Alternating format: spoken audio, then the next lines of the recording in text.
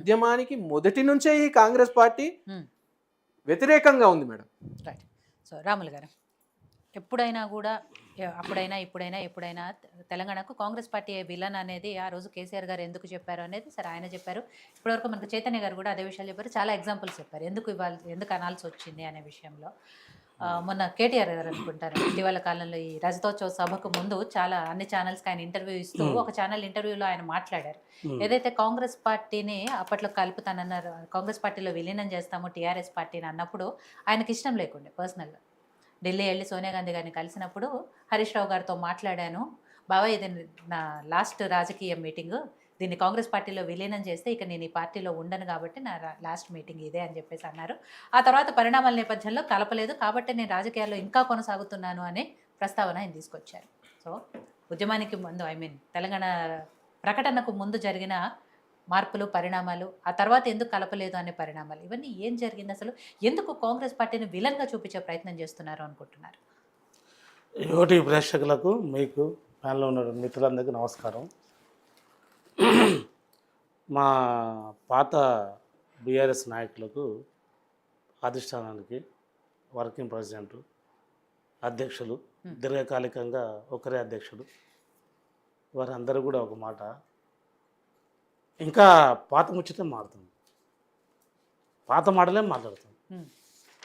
ఈ ఎడ్డి తెలంగాణ గుడ్డి తెలంగాణ కాదు. ప్రజలు ఆల్రెడీ తీర్పిచ్చిండ్రు, ప్రజలు ఆల్రెడీ చైతన్యవంతమైనరు, ప్రజలు తెలుసుకోరు ఎవరు పని చేస్తారు, ఎవరు ఏంటి, ఏ కథ అని. అన్ని వర్గాలుగా, దళిత వర్గాలుగా, మరి బీసీ వర్గాలుగా, కార్మికులుగా, విద్యార్థి లోకం, మరి ఉద్యోగస్తులు అందరూ కూడా గొప్ప తీర్పిచ్చిండ్రు. 2023 నవంబర్లో ఇచ్చిండ్రు.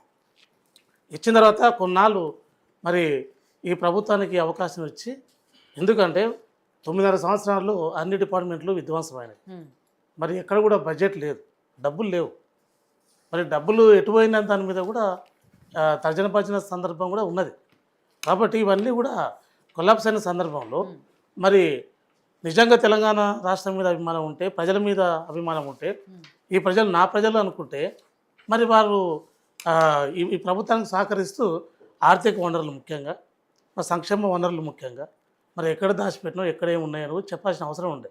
ముఖ్యంగా విద్యుత్ విషయంలో, మరి విద్యుత్ రాబడికి సంబంధించి ఫ్రీ విద్యుత్ విషయంలో మరి ఛత్తీస్గఢ్ నుంచి తీసుకొచ్చిన విద్యుత్ బకాయిలు ఏంటి, మనం ఎంత రేటు తీసుకున్నా కూడా ఉండేయండి.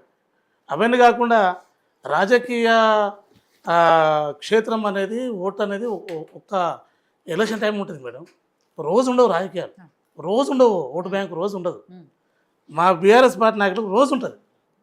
అటు సోషల్ మీడియా మిత్రులకు, లీగల్ సెల్ మిత్రులకు, మా మహిళా మిత్రులకు అందరూ కూడా రేపు ఎలక్షన్లు వస్తున్నట్లు ఈరోజు పెడుతూనే ఉంటారు, వాట్సాప్లో, ఫేస్బుక్లో పెడుతూనే ఉంటారు. అది కాదు ముఖ్యం.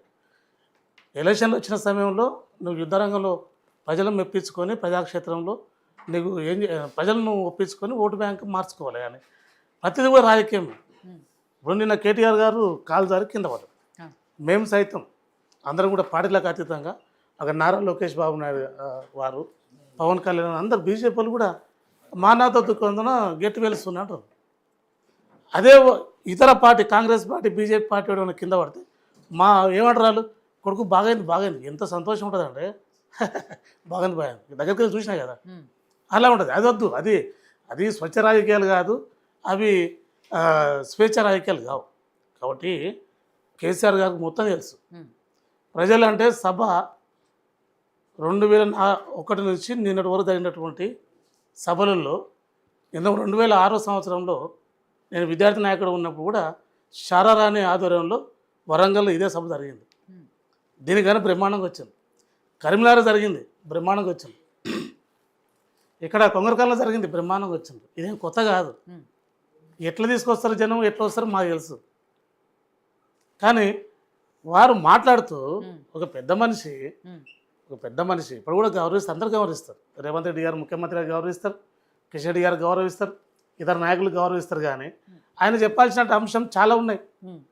2001లో పుట్టిన పార్టీ ఎన్ని త్యాగాల మీద పుట్టింది, ఎంతమంది త్యాగాలు చేసిండ్రు, ఎంతమంది చనిపోయారు, ఎంతమంది ఆగమయ్యారు, ఎంతమంది మోసపడ్డరు, ఎంతమంది త్యాగాలు చేసిండ్రు అని అవి చెప్పకుండా ఏదేదో మాట్లాడుతూ, మరి పేపర్ చూసుకుంటూ మాట్లాడుతూ, చిల్లరగా మాట్లాడుతూ కాంగ్రెస్ పార్టీ వీళ్ళంటే ఎట్లా వీళ్ళను?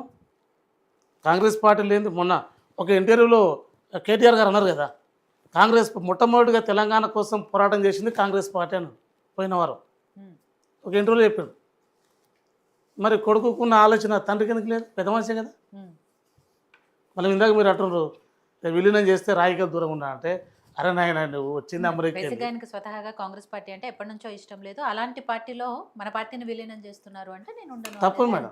ఆయన ఆయన లేకపోతే ఏమో రాష్ట్ర రాజకీయాలు జరగవా? రాష్ట్ర అభివృద్ధి కాదా? ఎవడు రమ్మన్నాడు పార్టీలకు, ఎవడో చూస్తున్నాడు. కేసీఆర్ ముఖం చూసి మేమందరం కూడా ఆయన స్వీకరించడం. ఏదో బట్టి చదువుకొని మాట్లాడుకొని అట్లా కాదు కదా. ఇవన్నీ మళ్ళీ ఆ రోజు ఎందుకు పార్టీలు చర్చించలేదు? మేము లేమా దీర్ఘకాలికంగా?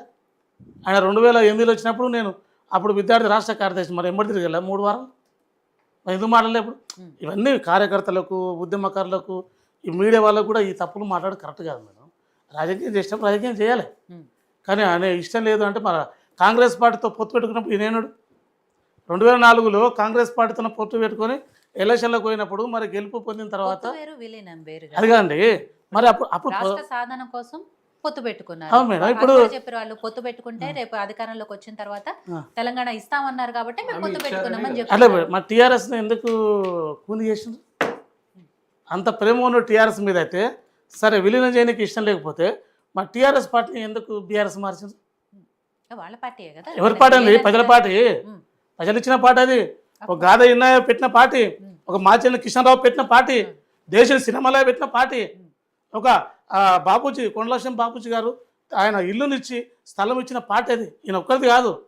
ఆ కార్లో డీజిల్ మేము పోసినాం. ఇవి వీళ్ళు ఎవరిది కాదు, మాది పార్టీ, ఉద్యమకారుల పార్టీ, తెలంగాణ బిడ్డల పార్టీ.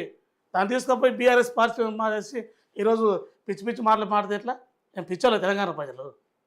నేను రాజకీయాలు ఉండకుండా ఉండకపోయి వెళ్ళిపో. రాజధాని ఏడు మాకు చాలామంది ఉన్నారు, నువ్వు ఒక్కడే కాదు కదా, చాలామంది వెళ్తారు, ఇలాంటి యువతరం వెళ్తారు, చాలామంది ఉన్నారు. ఇవన్నీ మీడియా కూడా తప్పుడు మాట్లాడుతుంటే అంటే ఇందాక చైతన్య గారు అన్నట్టు ఎవరినైతే సోనియా గాంధీ గారిని బలిదేవత అన్నారో వాళ్ళే ఇవాళ తెలంగాణ రాష్ట్రానికి ముఖ్యమంత్రిగా ఉన్నారు. ఒకటి మేడం, తెలంగాణ ఉద్యమం జరిగేటప్పుడు కేసీఆర్ గారు వాడిన భాష కావచ్చు, తర్వాత రేవంత్ రెడ్డి గారు ఆ రోజు తెలుగుదేశం పార్టీలో ఉండవు, మరి ఆయన అప్పుడు ఆ పార్టీ నిర్ణయ ఆదేశాల ప్రకారం మాట్లాడాల్సి వస్తుంది. పార్టీని బట్టి ఉంటుంది. మళ్ళీ కేసీఆర్ సారు దేవత అన్నాడు ఎందుకు అన్నాడు? మరి కేసీఆర్ కూడా ఆమెను ఒక బొమ్మ అన్నాడు కదా, ఇటలీ బొమ్మ అన్నాడు కదా. దాని తర్వాత తెలంగాణ చాకపోయి కాలు మొక్కిండు కదా, దేవత అన్నాడు కదా. అసెంబ్లీ సాక్షిగా, తెలంగాణ మొట్టమొదటి అసెంబ్లీ సాక్షిగా మరి తీర్మానం చేస్తూ లేచి నిలబడి దండం పెట్టింది కదా. ఇవి కాదు మేడం, ఇవి కాదు. తెలంగాణ ఇచ్చిన తర్వాత ఉన్నారు కాబట్టి ఇచ్చిర్రు కాబట్టి ఇచ్చినందుకు కృతజ్ఞతలు చెప్పారు, అసెంబ్లీ సాక్షిగా చెప్పిండ్రు. మళ్ళీ అది కూడా ఒకసారి ఆయన తిట్టినాడే కదా, బజారుకి ఇస్తున్నాడు ఒక మహిళను, ఇవ్వకపోతే బజారుకి ఇస్తా ఉన్నాడు. అది నాకు తెలియదు కానీ ఏదైతే ఒక మహిళను ఒక త్యాగం ఉడతాయమే, ఒక పదవి కూడా పొందకుండా ఒక పదవి పొందే అవకాశం ఉన్నది. ఆమె ఐక్య గుజరాత్ ప్రధానమంత్రిని చేసింది. అదేవిధంగా మన్మోహన్ సింగ్ గారు 2 సార్లు ప్రధానమంత్రి చేసింది. ఈరోజు పిచ్చిగుంట్ల ఎంపీటీసీ జడ్పీటీసీ దాంట్లో కోసము మామూలు పోస్టుల కోసం పొడుచుకొని వస్తుంది. అరే సొంత తమ్ములు చంపుతున్నారు మేడం. వాడు చంద్రశేఖర్ అని జడ్చర్ల మాజీ ఎమ్మెల్యే తమ్ముడు చంపలే. ఇట్లా ఉన్న పరిస్థితిలో మరి ఒక ప్రధానమంత్రి పదవిని త్యాగం చేసి ఈ దేశం కోసం, మరి ఈ దేశంలో ఉన్నటువంటి ప్రజల అభివృద్ధి కోసం త్యాగం చేస్తుంది. ఆమె చాలా గొప్ప విధానం. కాబట్టి ఇవన్నీ అంశాలు గ్రహించాలి. ఒక పెద్ద మనిషి అంటే ఆయన ప్రజలకు మరి సందేశం ఇచ్చేటప్పుడు నువ్వు సంక్షేమమా, రాజకీయమా, ఆర్థికమా, వీటి మీద సుదీర్ఘంగా చెప్పాలి. మరి పార్టీ పుట్టి 25 సంవత్సరాలు అంటారు. బీఆర్ఎస్ పార్టీ పుట్టి 2.5 సంవత్సరాలు అయింది. మా టీఆర్ఎస్ పార్టీ పుట్టి 2002 మరి ఆగస్టు 2002 సంవత్సరం మేడం. BRS 2001 madam. ఇన్నగాక మొన్నే 25 వసంతాలు కంప్లీట్ దానికి వర్తించదు. దొంగలు తెచ్చి ఎందుకు వర్తించదన్నా? మీరు ఒకటే అన్నారన్నా, మీరు ఒకటే అన్నారు. 2002 సంవత్సరం అక్టోబర్ 5 తారీఖున పుట్టింది. 2002 సంవత్సరం అక్టోబర్ 5 తారీఖున టీఆర్ఎస్ పార్టీ పుట్టింది. 2001 ఏప్రిల్ 20 తారీఖున టీఆర్ఎస్ పార్టీ పుట్టింది. మళ్ళీ వాళ్ళు లీగల్ సెల్ కాబట్టి గెజిట్ వాళ్ళు గెలిచి ఉండాలి. ఎవరి 3 సంవత్సరాల చరిత్ర, ఎవరిది 20 సంవత్సరాల చరిత్ర ఇక్కడ కూడా కన్ఫ్యూజ్ చేస్తున్నారు. ఎవరిని? పార్టీ కార్యకర్తలు, ప్రజలను కాదు. ప్రజలు స్పష్టంగా ఉన్నారు. ఇతర పార్టీలో కూడా ఇతర పార్టీలు స్పష్టంగా ఉన్నారు. ఇవన్నీ అంశాలు ఉన్నాయి. కాబట్టి ఈ అంశాల దూరం చూస్తుంటే రాష్ట్రం మీద అభిమానం ఉన్నవాడైతే, ప్రజల మీద ప్రేమ గలవాడైతే మరి ఈ మాట మాట్లాడద్దు. నువ్వు పెట్టింది రాజకీయ మహాసభ కాదు, అది సభ, పార్టీ సభ, పార్టీ రజోత్సవ సభ అన్నప్పుడు దాంట్లో అంశాల మీద, నీ పార్టీలో ఉన్న ఉద్యమకారుల మీద, యువతరం మీద, సోషల్ మీడియా కోసం పిచ్చోళ్ళలాగా పనిచేస్తారు. పిచ్చోళ్ళండి మా వాళ్ళు. ఇప్పటికి కూడా నిద్రపోరు, కళ్ళు కొత్త మొత్తం ఇటు చార్లు ఉంటాయి. ఒక సైకోలాగా అయిపోయారు వాళ్ళు, ఒక టెర్రరిస్ట్ లాగా అయిపోయారు. అట్లా తయారు చేసిన వాళ్ళకి పింఛన్లు ఇవ్వండి, సిపిఎం పార్టీ ఇస్తున్నట్లు నెలకు జీతాలు ఇవ్వండి, వాళ్ళకున్న కేసులు కొడిపోయండి. ఇవన్నీ మాట్లాడాలి మేడం. ఏదో రాజకీయ ఉనికి కోసం కాంగ్రెస్ పార్టీ విలనంటే, కాంగ్రెస్ పార్టీ నేను నిన్ను ఎమ్మెల్యే చేసింది సిద్దిపేట, కాంగ్రెస్ పార్టీ మదన్ మోహన్ రావు నీ గురువు, కాంగ్రెస్ పార్టీ ఈ జెండా యూత్ కాంగ్రెస్ చేసిండు, ఈ జెండాను మోసినాడు సిద్దిపేటలో, ఈ జెండాను మోసినాడు. మరి ఆయనను టికెట్ కూడా వినండి, ఆయనను నాయకుని చేసింది కదా, నాయకుడు అయితే అయింది కదా, కాంగ్రెస్ లో పుట్టి పెరిగాడు,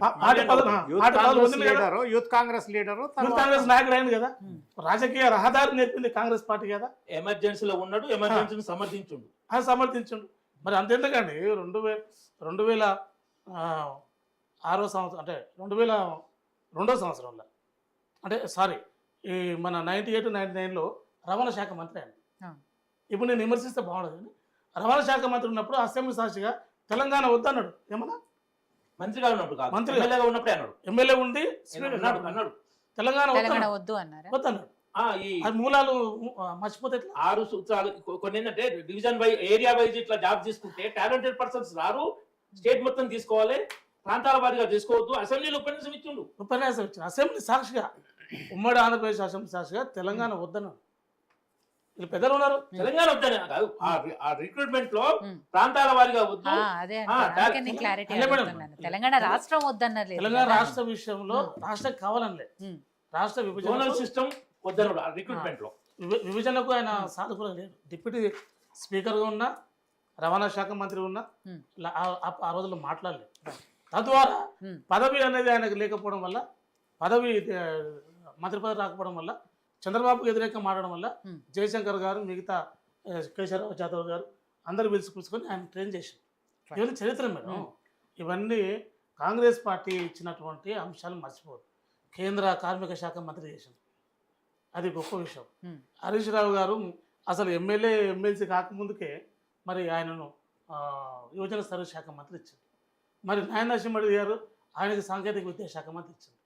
మరి బీసీ కాకుండా కూడా కెప్టెన్ లక్ష్మీకాంతరావు గారిని బీసీ సంక్షేమ శాఖ మంత్రి ఇచ్చారు. మా వాడు విజయరామారావు. ఇవన్నీ మేడం, ఇవన్నీ జీవం పోసింది. జీవం పోసిన అన్నం పెట్టినటువంటి సంస్థను, అన్నం పెట్టినటువంటి వారిని మర్చిపోవద్దు, మూలాలు మర్చిపోవద్దు మేడం.